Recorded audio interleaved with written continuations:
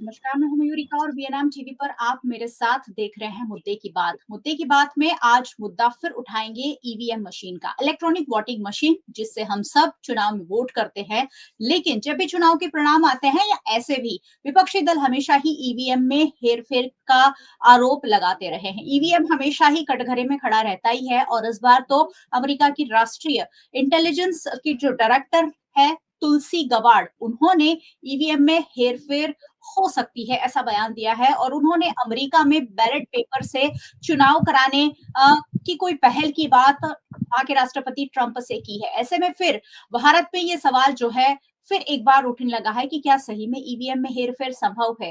क्या electronic voting machine जिस पर आरोप लगते रहे हैं, क्या सही मायने में हैक हो सकती है? क्या एक पार्टी को वोट देने पर दूसरी पार्टी को वोट जा सकता है? ये सारे सवालों के जवाब हमारे लिए जानने बहुत ज्यादा जरूरी हो जाते हैं क्योंकि पूरे देश दुनिया के सबसे मजबूत लोकतंत्र में हम सब विश्वास करते हैं और भारत जब सबसे बड़ी डेमोक्रेटिक कंट्री है, तब अगर चुनाव की जो प्रक्रिया है वो इस तरह से हैक हो तो लोकतंत्र को बड़ा नुकसान हो सकता है। ऐसे में ईवीएम में हेरफेर क्या वाकई में संभव है, उस पर चर्चा करेंगे और इस पर भारतीय चुनाव आयोग ने भी अपना रुख स्पष्ट कर दिया है, उस पर भी बात होगी। मेरे साथ चर्चा में कुछ खास मेहमान जुड़ गए हैं। सबसे पहले उनको आपसे रूबरू करवा देती हूँ और फिर इस चर्चा को आगे बढ़ाएंगे कि आखिरकार क्या ईवीएम भी हैक हो सकता है। मेरे साथ भारतीय जनता पार्टी की ओर से उर्विश कंथारिया जी जुड़े हैं। उर्विश जी, चर्चा में आपका बहुत-बहुत स्वागत है। धन्यवाद। मेरे साथ कांग्रेस पार्टी से अतुल पटेल जी जुड़े हैं। अतुल जी, आपका भी चर्चा में स्वागत है। और बतौर पॉलिटिकल एनालिस्ट वासुदेव पटेल जी हमारे साथ जुड़े हैं। वासुदेव जी, आपका भी बहुत-बहुत स्वागत है।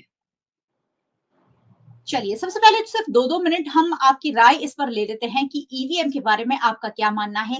ईवीएम में सही मायनों में हैकिंग या हेरफेर संभव है? सबसे पहले उर्वेश जी बताइए, हमेशा से ही ये आरोप लगते रहे हैं और जब भी चुनाव आते हैं तब विपक्षी दल ये मांग भी करते हैं कि ईवीएम को हटाकर बैलेट पेपर से चुनाव कराया जाए और इस बार ये भूत जो है ईवीएम का फिर एक बार बोतल से बाहर आ गया है कि हेरफेर हो रही है। क्या कहेंगे? मयूरिका जी, इंटरनेट, वाईफाई और इंफ्रारेड के माध्यम से जो सिस्टम जो चलती है वो हैक हो सकती है। जी। हमारी जो इलेक्शन सिस्टम है वो इलेक्ट्रोमैकेनिकल सिस्टम है, वो इंटरनेट के साथ जुड़ी नहीं है, नहीं तो कोई वाईफाई के साथ भी नहीं और कोई इंफ्रारेड के साथ भी जुड़ी नहीं। वो स्टैंड अलोन इलेक्ट्रोमैकेनिकल सिस्टम है, जैसे एक कैलकुलेटर है। कैलकुलेटर को नेट कनेक्शन नहीं चाहिए, ऐसे हमारी जो ईवीएम सिस्टम है उसको इंटरनेट कनेक्शन से अलग रखा गया। तो सामान्य तौर पर जब हैकिंग का प्रश्न उपस्थित होता है तब इंटरनेट के माध्यम से, सैटेलाइट कम्युनिकेशन के माध्यम से, वाईफाई के माध्यम से हैकिंग हो सकता है। इसीलिए जो तुलसी गबार्ड ने जो अमेरिका की कैबिनेट के सामने, प्रेसिडेंट के सामने जब बात रखी, तो उनका एम्फेसिस था कि इंटरनेट बेस्ड सिस्टम्स है उसमें हैकिंग पॉसिबल। उन्होंने शब्द यूज किया वल्नरेबल, लेकिन हमारी सिस्टम इंटरनेट से नहीं जुड़ी है। इलेक्शन कमीशन ऑफ इंडिया ने इसके बारे में स्पष्टीकरण दिया हुआ है कि कैलकुलेटर जैसी इंडिपेंडेंट सिस्टम, उसमें हैकिंग की कोई आवश्यकता, कोई पॉसिबिलिटी नहीं है। और इनको सुप्रीम कोर्ट ऑफ इंडिया ने भी उनको समर्थन दिया हुआ है, इलेक्शन कमीशन ऑफ इंडिया की सिस्टम को। इतना लगता है उर्वेश जी से हमारा संपर्क टूट गया है। हम अतुल पटेल जी के पास चलेंगे। अतुल जी, आप बताइए, ईवीएम में हेरफेर, इस पर हमेशा ही कांग्रेस पार्टी और सभी विपक्षी दल आवाज उठाते रहे हैं। आपका क्या मानना है? देखो, सबसे पहले जो हैकिंग की बात कही, मैं उर्विश जी की बात से सहमत हूँ। हमारा जो ईवीएम मशीन है, ईवीएम मशीन और वीवीपीएटी हैक नहीं हो सकता, क्योंकि इसके अंदर वाईफाई, ब्लूटूथ, इंटरनेट कनेक्टिविटी का कोई ट्रांसमीटर, रिसीवर ऐसा कोई सिस्टम नहीं है। अभी मैं बात करूं, इंटरनेट से नहीं हो सकता, लेकिन स्टैंड अलोन मशीन नहीं है, उसका मैं खंडन करता हूँ, क्योंकि ईवीएम और वीवीपीएटी को मालूम नहीं है कि अतुल पटेल का सिंबल पंजा है, उर्विश जी का सिंबल कमल है, या ये भाई का वासुदेव भाई का सिंबल है फानस, मशीन को मालूम नहीं है। तो मशीन के अंदर सिंबल डालना पड़ता है और सिंबल डालने के टाइम सिंबल यूनिट मशीन के अंदर डेटा एंटर करना पड़ता है और ईवीएम वीवीपीएटी के जो साथ उसको कनेक्ट करना पड़ता है, तभी उसको पता पड़ना है कि ये विधानसभा के अंदर इतने कैंडिडेट है और इसके ये सिंबल है। तो स्टैंड एलोन मशीन में उसको नहीं मानूंगा, क्योंकि कोई भी मशीन हो, कई कई तो ऐसे ऐसे सिंबल रहता है, धनुष बाण का सिंबल रहता है, कभी गधे का सिंबल रहता है, कभी बैट का बॉल का सिंबल रहता है, तो हर मशीन में सिंबल डालना पड़ता है। तो ये मैं आपको हैक नहीं होता वो सम्मत हूँ, हैक नहीं होता हमारा मशीन, लेकिन हम लोगों ने वही पेज पर एक डेमोन्स्ट्रेशन के लिए ईवीएम वीवीपीएटी का मॉडल बनाया है, जो हमारे जो चुनाव पंच हमारे देश के अंदर इलेक्शन हो रहा है उसका जो सिस्टम है उसके हिसाब से बनाया है। तो हम सबको डेमोन्स्ट्रेट करके लाइव बता रहे हैं कि इसके अंदर ये पॉसिबिलिटी है, क्योंकि चुनाव पंच और राजेंद्र शेखर जी बात करते हैं कि यही बात उर्विश जी ने बताई अभी कि हमारे मशीन में नहीं होता। तो मैं आपको बताना चाहता हूँ, आपके मशीन में नहीं होता, इंडिया के मशीन में नहीं होता, तो मैन्युपुलेट तो हो ही सकता है। यदि मैन्युपुलेट नहीं हो सकता है, ऐसा आपका मशीन है, तो रैंडमली कोई भी विरोध पक्ष, इतने सारे विपक्ष पार्टियां है 25, 30, 40 मांग करती है, रैंडमली आप वो मांगे वो इलाके से ईवीएम वीवीपीएटी मशीन वो लोगों को स्टडी करने के लिए दिए दो 15-20 दिन। वो लोग अपने टेक्नीशियन सॉफ्टवेयर इंजीनियर बुलाएंगे और स्टडी करेंगे कि इसके अंदर क्या है, तो वो आप देते नहीं हो और आप बता रहे हो हैक करके बताओ। खड़े खड़े कोई चीज हैक नहीं होती, उसके अंदर पहले घुसना पड़ता है। तो मैं बोलता हूँ हमारा जो मशीन है मैन्युपुलेट हो सकता है, यदि नहीं हो सकता है तो हमें 1 महीने के लिए रैंडमली हम बोले वहां से लाके दे दे। चलिए ठीक है, हैक नहीं होता है लेकिन मैनिपुलेट तो जरूर हो सकता है, क्योंकि मशीन है, उसे आप जैसा भी कमांड दोगे ऐसा काम वो कर सकता है। वासुदेव जी हमारे साथ है। सर, दोनों पार्टीज तो अपनी अपनी बात करेगी, लेकिन as a political analyst, as a expert, आप क्या मानते हैं, क्या सही मायने में तुलसी गबार्ड ने जो सवाल उठाया है वो अमेरिका के लिए उन्होंने उठाया है? हमारा जो ईवीएम मशीन है थोड़ा सा अलग है, लेकिन यहाँ भी इस तरीके की हमेशा ही खबरें सामने आती रहती हैं और ईवीएम की बैटरी पर बहुत सारे सवाल उठते हैं। आपका क्या मानना है सर? ये बात जो है हैकिंग होने वाली बात, तो जहां पर इलेक्ट्रॉनिक्स चिप्स जब लगता है और इनके जरिए जो कोई काम होता है उसमें गड़बड़ी की पूरी संभावना रहती है, गड़बड़ी की जा सकती है। मान लीजिए ये जो जितने भी विदेशी यहाँ जो हैं, जो एम्बेसडर वगैरह, इनकी ऑफिसों में आज भी इलेक्ट्रॉन जो टाइपिंग मशीन होती है ना, वो अपनी वो खटाखट वाली होती है, वो ये कंप्यूटर से ये टाइप भी नहीं करते हैं, क्योंकि ये इतना ये टेक्नोलॉजी आगे बढ़ चुका है और चुनाव आयोग ये बता रहे हैं कि हम इनसे परे हैं, अपने डिफेंस के सारे सर्वर हैक हो जाते हैं। तो एक कोई नई बात नहीं है, इसलिए मुझे लगता है कि ये जो इसमें तो साथ में वीवीपैट जो लगा है ना, तो इसको कंट्रोल करने के लिए चिप्स लगता है, यार चिप्स लगता है तो उसमें कुछ भी कर सकते हैं। और एक बात और है कि जो पूरा ईवीएम मशीन वाला जो मामला है वो हैंडल चुनाव आयोग खुद करती है। आज चुनाव आयोग खुद कटघरे में खड़ी है, तो चुनाव आयोग खुद नहीं करेगी, इसका क्या भरोसा है?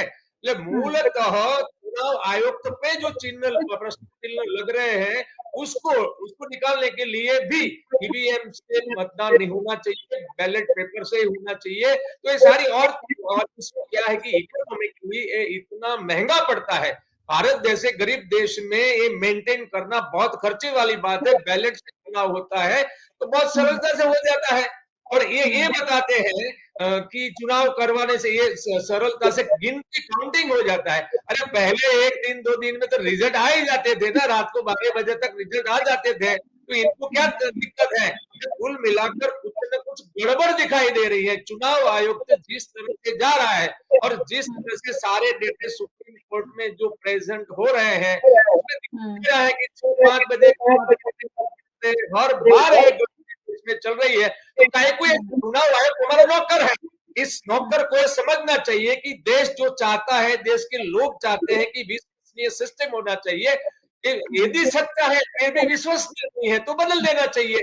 मुझे समझ में ये नहीं रहा है कि चुनाव आयुक्त को यहाँ पर क्या इंटरेस्ट है कि मशीन चला रहा है। मशीन के बारे में जो देश भर में जो आंदोलन हो रहे हैं, जो लोग रोड पर आ रहे हैं, इतना भी लोग चिल्ला रहे हैं और ये समझ नहीं रहा है इलेक्शन कमिश्नर।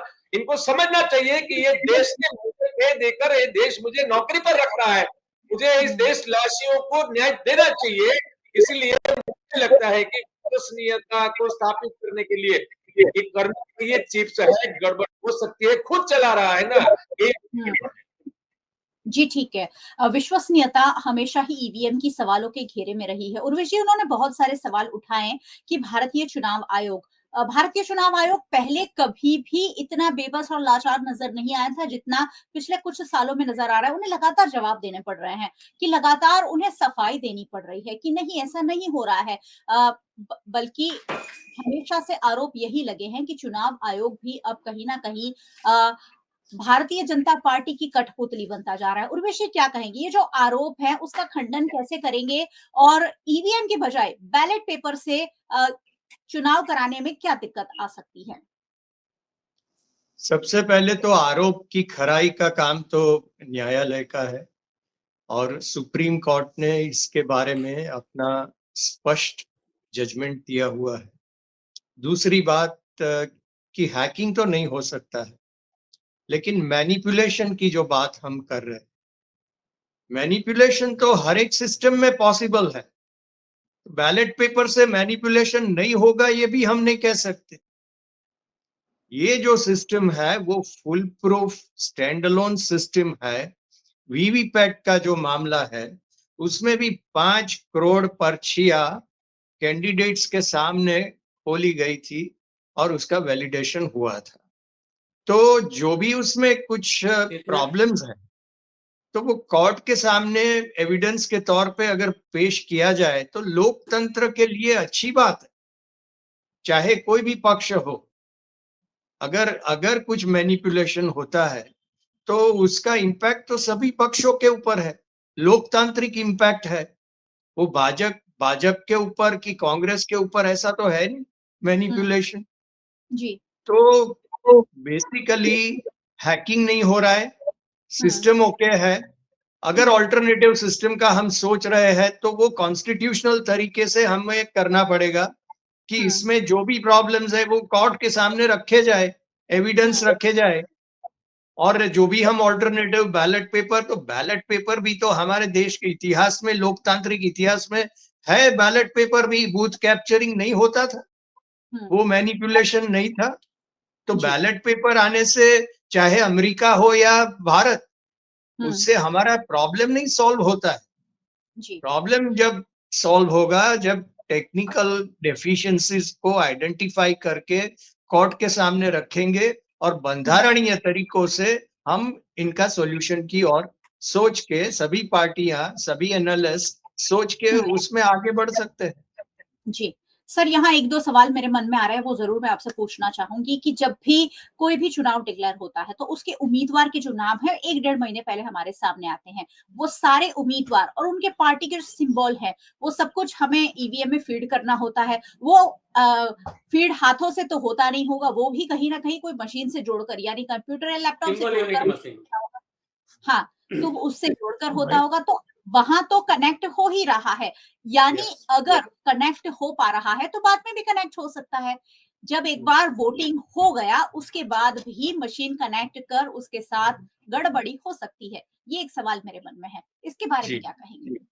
जी मयूरिका जी, कोई भी सिस्टम हो उसमें इनपुट आउटपुट डिवाइस रहता है। तो डेटा इनपुट भी करना पड़ता है और डेटा का अल्टीमेटली आउटपुट आता है। तो जब इनपुट होता है तो इनपुट के साथ मैन्युअल सिस्टम भी जुड़ी हुई, हर एक पार्टी के रिप्रेजेंटेटिव भी वहां रहते हैं। उनके सामने ये पहले की जो स्थिति है वो स्पष्ट की जाती है और उनका वैलिडेशन जब होता है, सभी पार्टियों का, सभी दल जिनके प्रत्याशी चुनाव में लड़ रहे हैं, सभी का वैलिडेशन होता है, तभी चुनाव प्रक्रिया शुरू होती है। तो ये तो मैन्युअल रिस्पॉन्सिबिलिटी की बात हो गई। इनपुट आउटपुट डिवाइस डेफिनेटली वो मशीन बेस्ड है, इंटरनेट बेस्ड नहीं है, टेलीकॉम बेस्ड नहीं है, मशीन बेस्ड है। इनपुट की आवश्यकता है, सभी दलों के सही इनपुट की भी आवश्यकता है, लेकिन वो सही है इनपुट की नहीं है, वो तो हर एक पार्टी को अपने अपने जो प्रतिनिधि है उनको वो जिम्मेदारी देते हैं और वो पहले से देख के वैलिडेट करते हैं, साइन करते हैं, उसके बाद में वो चुनाव आयोग के कर्मचारी जो है वो अपना काम शुरू करते हैं।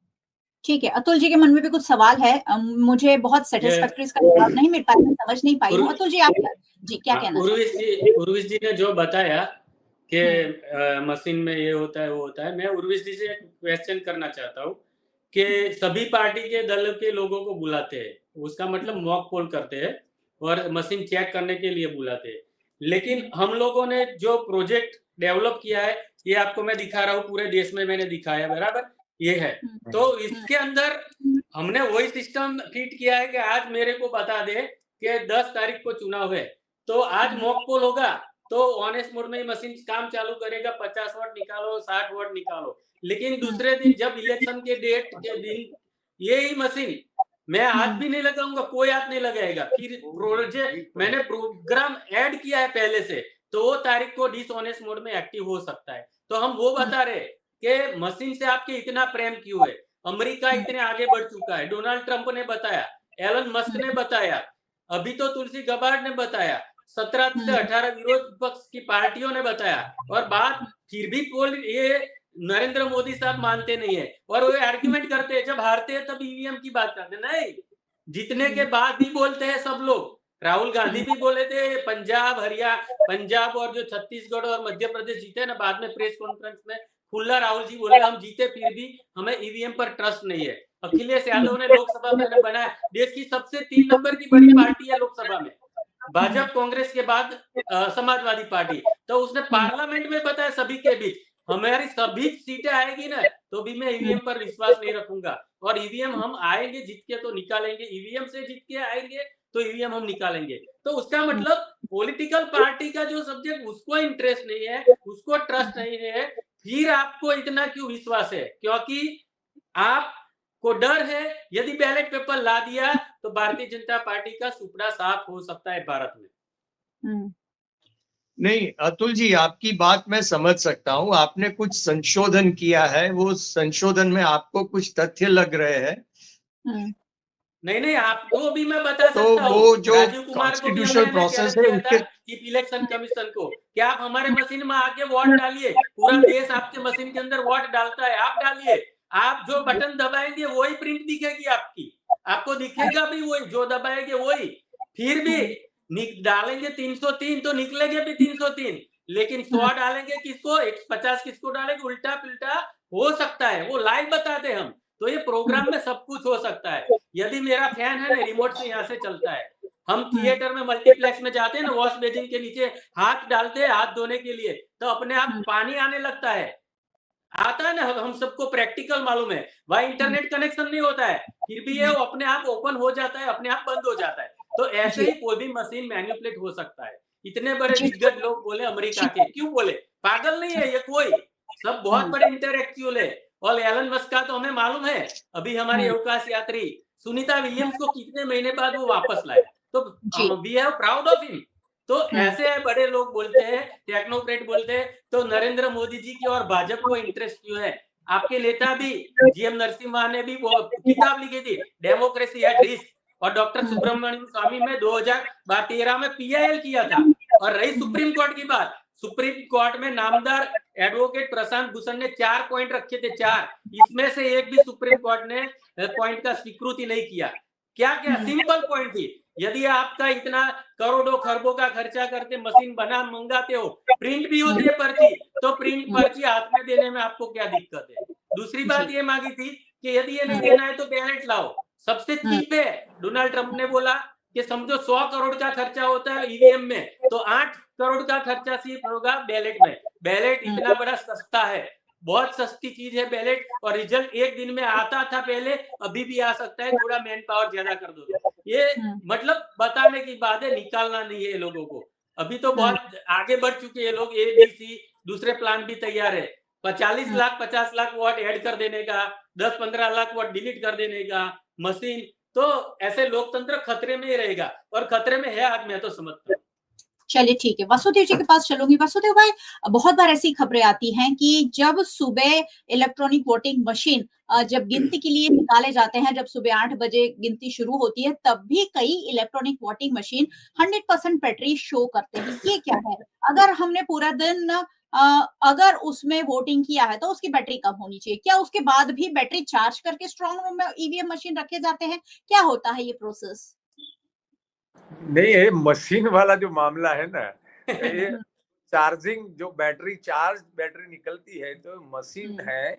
ऐसा माना जा रहा है कि देश में 20 लाख मशीन ईवीएम मशीन पहले गुम हो चुकी है। इनके बारे में कोई तथ्य या तो कोई भी खुलासा आज तक सरकारों ने किया नहीं है। ये जो मशीनें हैं, ये जो ईवीएम का जो मशीन है, ये बदला भी जा सकता है, ये कुछ भी हो सकता है, क्योंकि ये मैनिपुलेशन है ना, ये कुछ भी हो सकता है। पहले पेटियां बदली जाती थी, ये भी हम सुनते आ रहे हैं, अभी मशीनें बदली जा रही है, ये भी सुनते आ रहे हैं। लेकिन ये जो पूरा जो मामला है ना, चुनाव आयुक्त स्वायत्त इंस्टीट्यूट है, ऐसा कहा जाता है। चुनाव आयुक्त की नियुक्ति है वो प्राइम मिनिस्टर और इनका एक मिनिस्टर दो मिलकर विपक्ष के साथ कर रहे हैं, तो खुद प्राइम मिनिस्टर ईवीएम जो आयुक्त का इनकी नियुक्ति कर रहा है। ईवीएम आयुक्त आज तक आयुक्त वही बोल रहा है कि हम सेफ है, हमारा मशीन सेफ है, यहाँ कुछ नहीं हो सकता है, हम ये इंटरनेट से जुड़े हुए नहीं है। लेकिन भैया जो हो रहा है इनके खिलाफ, देश का मालिक तो देश का नागरिक है, वो इनके खिलाफ हो चुका है, तो आप इनको क्यों चला रहे हैं? और पहले जब कांग्रेस का शासन था तब बीजेपी ने भी बहुत जमकर विरोध किया था, पुस्तकें लिखी गई थी, अडवाणी जी ने प्रीफेस लिखा था, और आज ये ठीक हो गया है क्या? तो ये जो पूरी बात है, पार्टी से मेरा कोई लेना देना नहीं है। कि जो चुनाव आयुक्त है वो खुद इस विषय में जिम्मेवार है। और तो और रही न्यायालय वाली बात, तो ऐसा है कि आर्टिकल 50 में संविधान में चुनाव वाला ये जो न्याय तंत्र वाला मामला है उसको स्वायत्त करने के लिए बोला है। आज न्याय तंत्र स्वायत्त नहीं है। न्याय तंत्र की जो नियुक्तियां हैं जो भी है वो इसके लिए जो स्वायत्तता है वो नहीं है, क्योंकि ये अपना जो विधायी कार्यपालिका और तीसरा जो हम न्यायपालिका बोल रहे हैं, इनके प्रतिनिधि कहाँ है? विधायिका में प्रतिनिधि काम करते हैं, सरकार में प्रतिनिधि काम करते हैं, न्यायपालिका में कहाँ है? इसलिए न्यायपालिका स्वायत्त है ही नहीं। ये इसलिए न्यायपालिका में भी आजकल जो चल रहा है, करोड़ों रुपये के सुप्रीम कोर्ट के जज के यहाँ से मिल रहे हैं, इसका मतलब ये हो रहा है कि वहां भी मैनिपुलेशन होना शुरू हो गया होगा। पूरी जो प्रक्रिया है, इस प्रक्रिया को हमें ईवीएम ऐसा है कि मशीन में पार्टी को कितने वोट मिले हैं वो तो ईवीएम से मिल सकते हैं। तो ये जो हम इसको कहते हैं कि चुनाव हमारा है तो गुप्त है, तो गुप्त चुनाव तो है नहीं, तो ओपन है। पहले से बूथ मैनेज हो जाते हैं, पहले से जिसको पैसे दिए हैं, वोट नहीं दिए हैं तो मालूम हो जाता है। कुल मिलाकर पूरी चुनाव प्रक्रिया है वो अंधेरे में चल रही है, पूरी घेरे में है। तो इसको मुझे लगता है कि चुनाव आयुक्त की नियुक्ति से लेकर और इनके लिए भी चुनाव, देश का जो प्रतिनिधि है वो तो देश चलाते हैं ना, वही तो प्राइम मिनिस्टर बनते हैं, वही कानून बनाते हैं, तो उनको बनाने के लिए जो प्रक्रिया है वो प्रक्रिया तो ट्रांसपेरेंट होनी चाहिए ना। वो प्रक्रिया प्रतिनिधियों से बननी चाहिए। जैसे सरकार बनती है धारासभ्य एमएलए से, ऐसे ही अलग धारासभ्य एमएलए से चुनाव आयुक्त बनना चाहिए। न्याय व्यवस्था भी बननी चाहिए, जब तब जाके स्वायत्त होते हैं। इसमें कुछ स्वायत्त नहीं है, सारी की सारी चीजें प्राइम मिनिस्टर खुद कर सकता है। ताकत है इनके हाथ में, नियुक्ति तो वही कर रहा है, पे वही कर रहा है, पेंशन वही दे रहा है। तो कुल मिलाकर ये जो प्रक्रिया है उस प्रक्रिया में कहीं पर भी स्वायत्तता नहीं है। फिर भी चुनाव आयुक्त स्वायत्त है, सुप्रीम कोर्ट भी किनारा कर लेती है। कई बार हमने सुना है सुप्रीम कोर्ट इन चुनाव आयुक्त पर सारी चीजें छोड़ देता है। ये ऐसा कैसे हो? सुप्रीम कोर्ट को जब संविधान का संरक्षक माना गया है और देश में इतने लोग चिल्ला रहे हैं तो सुओ मोटो करनी चाहिए। इनके बजाय जैसे बताया है हमारे कलीग कि सुप्रीम कोर्ट ने जवाब जो मांगने चाहिए, देने चाहिए, वो तो दिए नहीं है, देते नहीं है, क्योंकि देश के लिए उपयुक्त बैलेट 8 करोड़ में 100 करोड़ में होने वाला काम 8 करोड़ में होता है, तो खर्चा क्यों कर रहे हो? और तो और इनकी जो विश्वसनीयता है जब चली गई है, दुनिया भर में ईवीएम को निकाले जा रहा है, तो भारत इसको लेकर बैठ गया है। इतनी आबादी है देश में, 100 लाख करोड़ का देश में बजट का उपयोग हो रहा है, और यही वजह से आज 51% जिनका इतिहास जो है वो गुनाहित इतिहास है, ऐसे लोग कानून बनाने के लिए बैठे हैं। इन लोगों से बनने वाला प्राइम मिनिस्टर चुनाव आयुक्त की नियुक्ति करता है, तो एक कैसा लोकतंत्र है? दुनिया का सबसे बड़ा लोकतंत्र कहने में मुझे तो शर्म लगती है कि ये जो देश में लोकतंत्र है तो कहां पर है?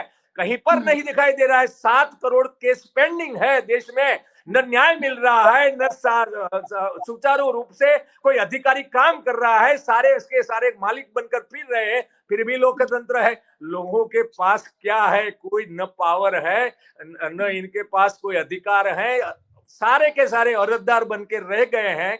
प्राइम मिनिस्टर मालिक बन गया है और वो मालिक ही है, वो उपयोग करने के लिए वो मंत्रिमंडल को दे रहे हैं, और सारे लोग अर्जदार है। अर्जदार को न अधिकार है, न हक है, न सत्ता है, न कुछ वो कर सकता है। इसी परिस्थिति में आज भारत देश आ चुका है, डेब्ट के नीचे डूब चुका है, लोग भूखमरी में मर रहे हैं। ऐसा देश बनाने में चुनाव आयुक्त सबसे बड़ा अपराधी है, क्योंकि देश में अच्छा नेतृत्व आए, इनके लिए जो सिस्टम चाहिए वो बनाने के लिए उनको बंधारण में 324 में दिया गया है, इनका एक गलत इस्तेमाल कर रहा है और गलत लोगों को संसद में भेज रहा है। ये इनकी जो चल रहा है ना, इनके लिए जिम्मेवार, सबसे ज्यादा जिम्मेवार देश में चुनाव आयुक्त है। इनको समझना चाहिए, इनको भगवान भी माफ नहीं करेगा, क्योंकि ये गलत लोगों को सांसद बना रहा है। इनके वजह से प्राइम मिनिस्टर बन रहे हैं, इनकी वजह से गलत लोग संसद में जा रहे हैं, गलत कानून बन रहे हैं। इसलिए ये बड़ा मामला है, छोटा मामला नहीं। कि प्रशासन से ज्यादा बड़ा मामला है कि प्रशासन किनके हाथों में जा रहा है, देश का कानून कौन बना रहा है। तो जिस जी सर, जवाब ले लेते हैं उर्वेश जी से। उर्वेश जी, बहुत सारे आरोप उन्होंने लगा दिए और सीधे चुनाव आयोग और चुनाव आयुक्त हमेशा ही राजीव कुमार अब तो बदल गए हैं, लेकिन उन पर बहुत ज्यादा इल्जाम लगते रहे, शेरो शायरियों में भले ही वो जवाब देते रहे, लेकिन अगर कोई संस्था पर, हमारे देश की संस्था जो लोकतंत्र का सबसे बड़ा आधार है, उस पर अगर इस तरह के आरोप लगते रहे, पूर्वों में भी लगते रहे, भारतीय जनता पार्टी ने भी लगाए हैं, शायद जो विपक्ष में बैठता है उसका काम होता है कि आरोप लगाना, अब उस आरोपों को खारिज कैसे करना है, ये तो सत्ता पक्ष का काम है। कैसे इन आरोपों को खारिज करेंगे उर्वशी जी? मयूरिका जी, सबसे पहले तो हमें ये समझना है कि ये इलेक्शन सिस्टम है वो किसी पार्टी की नहीं है, किसी प्राइम मिनिस्टर की सिस्टम नहीं है, वो सालों से चली आती है और सभी पार्टीज जो है, सभी राजकीय दल है, उसमें पार्टिसिपेट हो रहे हैं। ऐसा तो है नहीं कि 100% स्टेट्स में पूरा सेंटर 545 सीट्स पार्लियामेंट की सब भारतीय जनता पार्टी है। काफी स्टेट्स है वहां औरों की भी पार्टी है, काफी स्टेट्स है वहां और दल के भी सदस्य है। तो क्या सभी वो गलत ईवीएम से, गलत सिस्टम से आए? वो लोकतांत्रिक परंपरा नहीं थी। लोकतांत्रिक परंपरा के ऊपर हम आक्षेपात्मक बात करके, बंधारणीय तरीकों को साइड में रख के विवेचनात्मक बात तो कर सकते हैं। सभी स्टेट्स में, सभी दलों ने यही ईवीएम सिस्टम से ही वो आए हैं राज्य में। तो हम क्यों सिलेक्टिव बन रहे हैं? हम क्यों सिलेक्टिव क्रिटिसिज्म कर रहे हैं? हमें अगर परिस्थिति में, हमें अगर इसमें बदलाव लाना है तो उसके तरीके हैं ना, उसको पार्लियामेंट के सामने रखिए। आपके भी तो सदस्य है ना, तो आप बात रख सकते हैं। सक्षम सदस्य है, प्रेजेंटेशन भी है आपके पास, तो एविडेंस भी है, संशोधन भी है। तो आप रखिए हाँ, सामने मैं बात आपको वही लोकतांत्रिक तरीके से, बताने जा रहा हूँ। सुप्रीम कोर्ट में रखिए, हाँ, सुप्रीम कोर्ट की एविडेंसेस बात करें, रखिए, सुनिए और सुनिए। आप सुधार चाहते हो तो प्रजा भी तो एक सुधार एक चाहती मिनट है मुझे ना, दीजिए, लोकतंत्र भी एक तो मिनट सुधार मुझे चाहते हैं, तो हम तो जी, आपके साथ है, तो आप अतुल जी रखिए अपनी बात। हाँ हाँ, अतुल जी कुछ बहुत कहना बढ़िया चाहते बात हैं? बताई, सुप्रीम कोर्ट की बात बताई।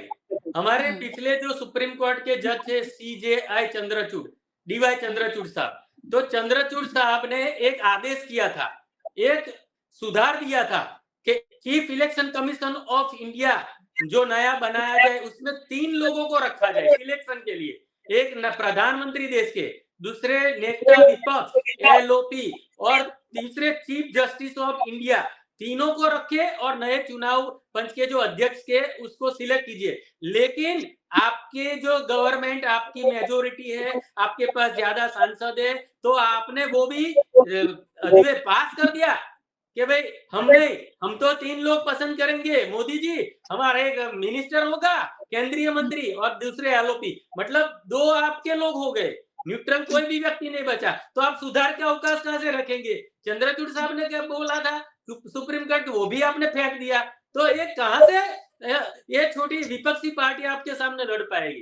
तो और दूसरी बात, पहली बार आपने बताया था कि बैलेट पेपर में मैनिपुलेशन हो सकता है, बैलेट पेपर में गड़बड़ी होती थी। मैं आपको बताना चाहूं, बैलेट पेपर होता है तो समझो 10 लाख जगह पे वार्ड है हमारे देश में, तो करीबन 10 लाख वार्ड में से 5-10 वार्ड में हो सकता है जहां दबंग लोग रहते हैं, कुछ गुंडा लोग रहते हैं, 10, 15, 20, 25 जगह पे सिर्फ पूरे देश में हो सकता है। और लेकिन आज वो भी संभव नहीं है क्योंकि सबकी जेब में मोबाइल होता है। छोटा सा आदमी भी जाएगा ना तो पुलिस की वीडियो बना देता है, भाई 100 रुपया बांटता है। कोई कार्यकर्ता 500 रुपया देके बोलेगा ना कि इसको वोट देना, तो भी वो ऑटो वाली वीडियो बाहर आ गई है, देखा है हमने कि 500 रुपया देके वोट डालवाने लोग जा रहे थे। तो आज वो पॉसिबल नहीं है बैलेट पेपर को हैक करने का, बैलेट पेपर को उठा के बैलेट बॉक्स को ले जाने का, और ये मशीनों में मास मैनिपुलेशन हो जाता है। प्रोग्राम कर दिया सभी जगह पे तो पूरे देश में एक साथ मशीनों को मैनिपुलेट कर सकते।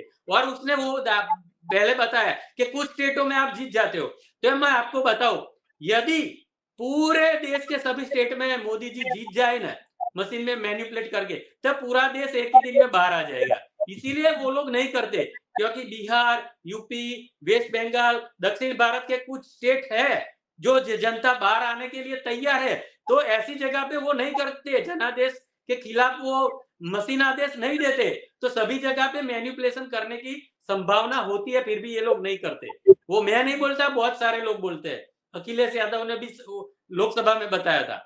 तो ऐसा नहीं है हम जीतते हैं तो हम उसके खिलाफ नहीं होते। लेकिन अतुल जी मुझे कि 21वीं सदी में हम, हाँ वासुदेव जी मैं आती हूँ, अतुल जी ये बताइए, हम लोग 21वीं सदी में हम आधुनिक भारत की ओर आगे बढ़ रहे हैं, हमारा देश इतना विकसित हो रहा है, इलेक्ट्रॉनिक वोटिंग मशीन के जरिए अगर फास्ट वोटिंग होती है तो उस पर विपक्षी दलों को आपत्ति क्यों है?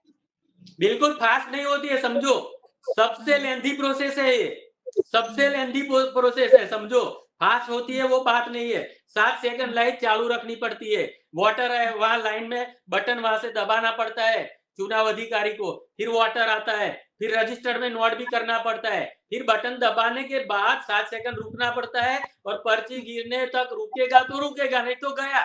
तो 15-20 सेकंड तो इसमें भी लगते हैं। और रही रिजल्ट की बात, समझो ये मशीन कैलकुलेशन करने में लगता है टाइम कम, क्योंकि इसके अंदर सर्किट है, प्रोसेस है, पूरा डिस्प्ले पे आ जाएगा, जिससे मास मैनिपुलेट होने की संभावना है। और बैलेट पेपर गिनते हैं तो बैलेट पेपर गिनने में थोड़ा देर लगता है, 8-10 घंटा।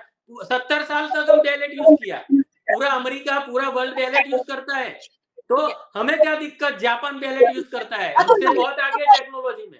एलन मस्क की बात किया ना, अभी सुनीता विलियम्स को लेके आया, वो कितने बड़े टेक्नोक्रेट है, वो तो स्पीड में मानते हैं, तो वहां बैलेट पेपर से 98% जगह पे बैलेट पेपर से हम यूएसए में चुनाव होता है, सिर्फ 1-2% जगह पे ईवीएम से होता है, तो वो लोग भी निकालने की बात कर रहे हैं कि निकाल दो। तुलसी गबार्ड ने बोला, एलन मस्क ने बोला, डोनाल्ड ट्रंप ने बोला, तो हम क्यों?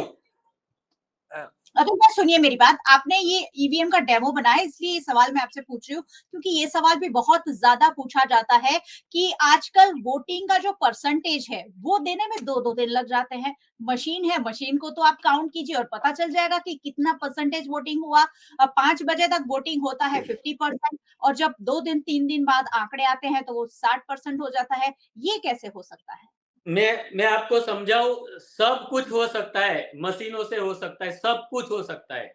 यहाँ आज शाम को 5 बजे तक 303 वोट पड़े, समझो मशीन में प्रोजेक्ट कर दिया कि शाम तक जो पड़ा वो पड़ा, और 5 से 6 बजे के बीच में 5% या 4% या 10% रैंडमली या 60 या 30 वोट एक ही पार्टी को डाल देने का है तो डाल देगा, और दूसरे दिन बताएगा कि इसमें 303 नहीं, इसमें 350 वोट पड़े हैं दूसरे दिन। लेकिन ये पॉसिबिलिटी कम इसीलिए रहती है कि चुनाव पंच के जब चुनाव होता है तब विरोध पार्टी के लोग भी वहां बैठे होते हैं, तो उसके अंदर फॉर्म 617 रहता है, तो उसके अंदर जब वोटिंग हो जाता है खत्म, तब वो नोट कर देते हैं कि ये मशीन में 703 वोट पड़े या 705, तो वो लिखित में उसके पास डेटा रख के जब इलेक्शन का रिजल्ट आए तो कंप्लेन कर सकता है। जब इसमें 707 ही वोट पड़े थे तो 750 कैसे निकले? तो हम जो आपको मशीन की बात करते हैं ना, वो रनिंग में मैनिपुलेशन की बात समझा रहे हैं कि आप रनिंग में भी उसको कर सकते हो, सिर्फ 1 घंटा करो, 5% वोट बढ़ाना भी नहीं है, 300 डाले तो निकले भी 300, लेकिन रिजल्ट मैनिपुलेट हम कर सकते हैं। चलिए ठीक है, वासुदेव जी आप कुछ जोड़ना चाह रहे थे, बताइए। जी, ऐसा है कि हमारी देश की समस्या या तो पॉलिटिकल पार्टी के अलावा जो लोग हैं, इनकी समस्या ये है कि election free, fair and transparent होता ही नहीं है। यहाँ पर जो गड़बड़ी रही है, इलेक्शन कमीशन टोटली फेल्ड है free fair and transparent election करवाने के लिए। और इनका कारण ये है कि इनकी नियुक्ति गड़बड़ी से हो रही है और इनके पास कोई एडमिनिस्ट्रेटिव कोई पावर ये नहीं, स्टाफ नहीं है, सिर्फ पावर है, और पावर का इस्तेमाल जिस स्टेट में जहां पर इलेक्शन होती है वहां की गवर्नमेंट से हो रहा है, इसलिए वो लाचार भी है। तो कुल मिलाकर इलेक्शन के लिए जो संविधान में जो प्रावधान है वहां पर प्रावधान में सुधार करके इलेक्शन के लिए स्वायत्त सरकार चाहिए, इलेक्शन करवाने के लिए स्वायत्त व्यवस्थाएं चाहिए, इनके लिए प्रतिनिधि का चुनाव होना चाहिए, तब जाके ये सुधर सकता है। क्योंकि जिनको आज समस्या यही है कि देश में जो भी सारी सेंटर में प्राइम मिनिस्टर है, जो है बता रहे हैं, अलग अलग खंबे हैं, जैसे कार्यपालिका है, जैसे दहिका में जो सांसद है वही सांसद तो कार्यपालिका में है, और जिनके पास बहुमत है वही कानून बनाते हैं, बहुमत वाला प्राइम मिनिस्टर बनता है।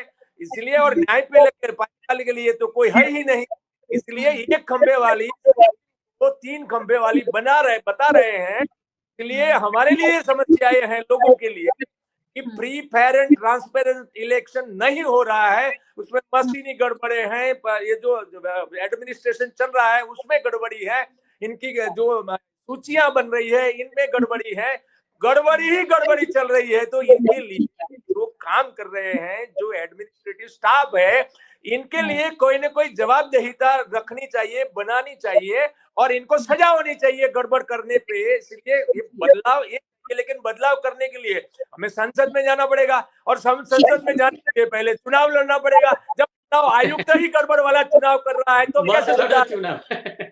तो कथीरिया जी ने बताया ना कि जाके ये करना चाहिए, वो करना चाहिए, पर वहां जाने के लिए तो बीच में चुनाव आयुक्त खुद खड़ा है, वो तो गड़बड़ी कर रहा है, इसलिए ये समस्या है। चलिए ठीक है वासुदेव जी, ठीक है, चलिए छोटा सा जवाब लेते हैं पूर्वेश जी से। मेरे पास वक्त थोड़ा सा कम है, एक ही क्वेश्चन आधी मिनट का, 15 सेकंड का।